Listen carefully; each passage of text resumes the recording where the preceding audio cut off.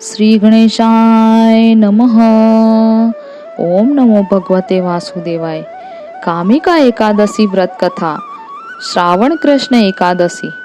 कुंती पुत्र धर्मराज युधिष्ठिर कहने लगे कि हे भगवान, आषाढ़ शुक्ल देवशयनी एकादशी तथा चातुर्मास महात्म्य मैंने भली भांति प्रकार से सुना। अब कृपा करके श्रावण कृष्ण एकादशी का क्या नाम है सो बताइए।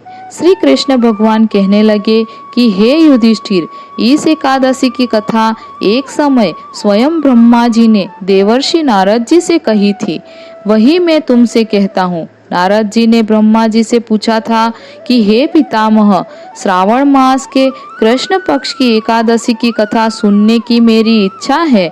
उसका क्या नाम है, क्या विधि है और उसका महात्म्य क्या है, सो कृपा करके कहिए। नारद जी के ये वचन सुनकर ब्रह्मा जी ने कहा, हे नारद, लोकों के हित के लिए तुमने बहुत सुंदर प्रश्न किया है। श्रावण मास की कृष्ण एकादशी का नाम कामिका है। उसके सुनने मात्र से वाजपेय यज्ञ का फल मिलता है। इस दिन शंख चक्र गदाधारी विष्णु भगवान का पूजन किया जाता है। जिनके नाम श्रीधर, हरि, विष्णु, माधव, मधुसूदन है, उनकी पूजा करने से जो फल मिलता है सो सुनो।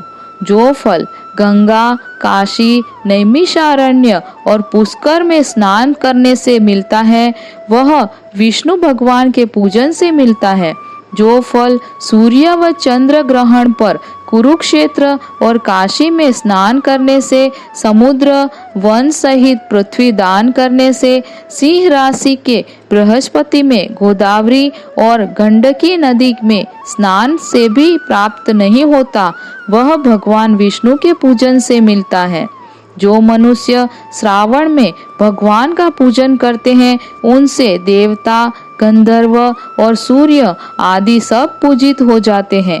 अतः पापों से डरने वाले मनुष्यों को कामिका एकादशी का व्रत तथा विष्णु भगवान का पूजन अवश्य में करना चाहिए।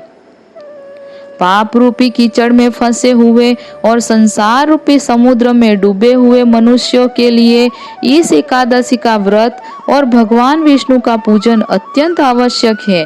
इससे बढ़कर पापों के नाशों का कोई उपाय नहीं है। हे नारद, स्वयं भगवान ने यही कहा है कि कामिका व्रत से जीव कुयोनि को प्राप्त नहीं होता। जो मनुष्य इस एकादशी के दिन भक्ति पूर्वक तुलसी दल भगवान विष्णु को अर्पण करते हैं, वे इस संसार के समस्त पापों से दूर रहते हैं। विष्णु भगवान रत्न, मोती, मणि तथा आभूषण आदि से इतने प्रसन्न नहीं होते जितने तुलसी दल से। तुलसी दल पूजन का फल 4 भार चांदी और 1 भार स्वर्ण के दान के बराबर होता है। हे नारद, मैं स्वयं भगवान की अति प्रिय तुलसी को सदैव नमस्कार करता हूँ। तुलसी के पौधे को सींचने से मनुष्य की सब यातनाएं नष्ट हो जाती है। दर्शन मात्र से सब पाप नष्ट हो जाते हैं और स्पर्श से मनुष्य पवित्र हो जाता है। कामिका एकादशी की रात्रि को दीपदान तथा जागरण के फल का महात्म्य चित्रगुप्त भी नहीं कह सकते। जो इस एकादशी की रात्रि को भगवान के मंदिर में दीपक जलाते हैं, उनके पितर स्वर्ग लोक में अमृत पान करते हैं तथा जो घी या तेल का दीपक जलाते हैं, वे 100 करोड़ दीपकों से प्रकाशित होकर सूर्य लोक को जाते हैं।